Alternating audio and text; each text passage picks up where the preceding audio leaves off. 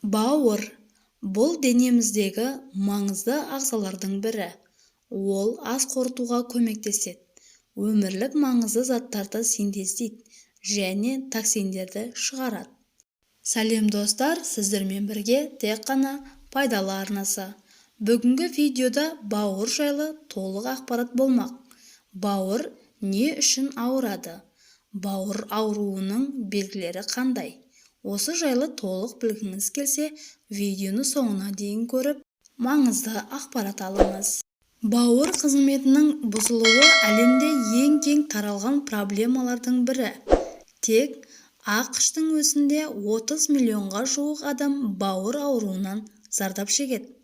Егер сіз үнемі оң қабырғаңыздың төменгі жағы сыздап ауыратынын сезсеңіз, жеделдетіп гепатолог, гастроэнтеролог, тым болмағанда терапевтке көрінгеніңіз жөн. Бауырыңыз қатты бүлінген кезде де ауырмайды, себебі оның құрамында ауырсыну рецепторлары жоқ. Әдетте ауырсыну немесе шаншу ауру өте асқынған кезде ғана болады. Ондай жағдайда бауыр іседі, үлкейеді, өзін қоршап тұрған капсула қабығына қысым көрсете бастайды. Міне, содан кейін ғана науқас ауруды сезе бастайды. Мұндай жағдайда өкінішке орай емдеу кеш болуы мүмкін. Бірақ оң қабырғаның төменгі бөлігінің ауруы мүлдем басқа жағдайлармен де байланысты. Мысалы, өт қабының ісінуі. Бауыр ауруының басқа қандай белгілері бар? Бауыр бүлінгенде бел, іш және оң иық ауруы мүмкін. Кейде тіпті ауырсыну сезімі мүлде болмайды. Бауыр ауруының белгілері: әлсіздік, бірнеше күн немесе апта бойы шаршау, диетасыз және себепсіз арықтау, жиі бас айналуы және құсу, тәбеттің жоғалуы, аяқтың төменгі жағының жиі ісуі, іштің кебуі, белгісіз себептермен дененің кез келген бөлігінде, қолда, аяқта, иықта қышудың көбеюі. Егер жоғарыдағы белгілерден бөлек көз алдының сарғаюы, кіші дәрет түсінің бұзылуы байқалса, дәрігердің көмегіне жүгінуіңіз қажет. Бауыр не үшін ауырады? Бұл ағзада белгілері сыртқа мүлдем байқалмайтын ондаған ауру бар. Солардың ең көп таралған түрлеріне тоқталайық. Вирусты гепатит. Бұл А, Б, С, Д гипервирустары. Олардың арасындағы ең қауіптісі адам өліміне алып келеді.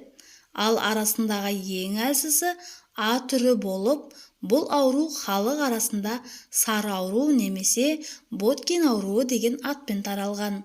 Ол кір қолмен, жуылмаған жеміс-жидекпен, лас су арқылы жұғады.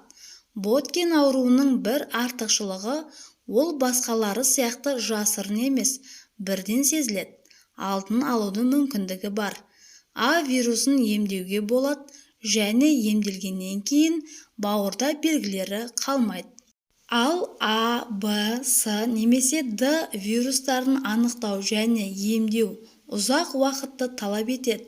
Бұл вирустардың әрқайсысы циррозға, бауыр жеткіліксіздігіне немесе тіпті бауыр қатерлі ісігіне дейін апаруы мүмкін. Ісіктер. Бауыр ісіктерін қатерлі және қатерсіз деп бөлуге болады. Қатерсіз ісіктер айтарлықтай жиі кездеседі. Көп жағдайда симптомдарсыз өтеді. Тек ісіктің ұлғаю жағдайында бездің де өлшемі артуы мүмкін. Бұл іштің оң жақ бөлігінде ауру ретінде байқалады. Бауырдың ісікті ауруларының көбісі метастаздар басқа органдардан безге енуімен байланысты. Қатерлі ісіктердің әлсіздік пен салмақтың азаюынан бастап ауру сезіміне дейін айқын симптомдары бар. Сары аурудың да пайда болуы сирек емес. Май алмасудың бұзылуы. Жасушада май жиналған кезде ауру дами бастайды. Бұл олардың жұмысына кедергі жасайды.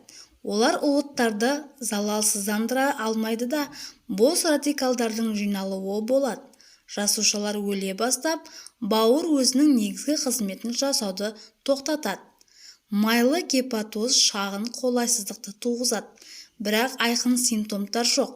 Жүрек айну, іштің кебуі, ас қорытудың бұзылуы, дәреттің қиындығы, жоғарғы дене қызуы байқалуы мүмкін. Бауырға сары ауру мен күйік дәмі айқынырақ көрсетілуі де мүмкін. Алкогольді гепатит. Бауырдың қабынуының тағы бір түрі вирус емес, алкоголь. Тұрақты және шамадан тыс алкогольді тұтыну бауырдың ішкі ауыртпалығын тудырады. Нәтижесінде цирроз пайда болады. Бауырдың сау тіндерінің жұмысы тоқтайды. Гепатиттің басқа түрлері. Алкогольден басқа есірткіні асыра пайдалану немесе ауыр металдармен улану да бауыр ауруларына себеп болады. Бұл жағдайлар медикаментті немесе токсикалық гепатит ретінде белгілі. Егер иммундық жүйе бұзылып, бауыр клеткаларына шабуыл жасаса, ол аутоиммундық типте де болуы мүмкін. Бауыр ауырғанда не істеу керек? Мүмкіндігінше тезірек дәрігерге қаралыңыз. Маман сіздің шағымдарыңызды тыңдайды, тексереді, қан анализін алады. Бауыр және гепатит сынақтарын тапсыруға кеңес береді. Ал алынған талдаулар сіздің бауырыңыздың қаншалықты сау екенін анықтауға көмектеседі. Сізге басқа анализдер қажет болуы мүмкін. Мысалы, МРТ, биопсия, бауырдың кіші ұлпаларын зертханада тексеру. Кейде өмір салтын өзгерту бауырды қалпына келтіруге жеткілікті. Артық салмақтан арылу, алкогольден бас тарту, майлы тағамдардан бас тартып, дәрігер белгілеген тамақтарды тұтыну. Алайда бауыр ауруларының бәрі бірдей оңай емделмейді. Дәрі-дәрмектер мен хирургия қолданылуы мүмкін. Зардап шеккен ағзаны қалай қалпына келтіруді тек медициналық маман шешуі керек. Өз бетіңізбен емделмеңіз. Бұл сізге қымбатқа түсуі мүмкін. Адамның бауыры өзін-өзі тазартатын жалғыз ағза. Ол 30-ға жуық биохимиялық функцияларды орындайды. Десе де, адамның күшімен тазалауды қажет ететін кездер болады. Осындайда бірнеше маңызды ережелерді сақтай отырып, үйде бауырыңызға көмектесе аласыз. Достар, бауыр неге шлакқа толады? Ал оны шлактан қалай тазалаймыз? Үй жағдайында бауырды шлактан тазалаудың ең керемет әдістерін білгіңіз келсе, келесі видеода айтатын боламын.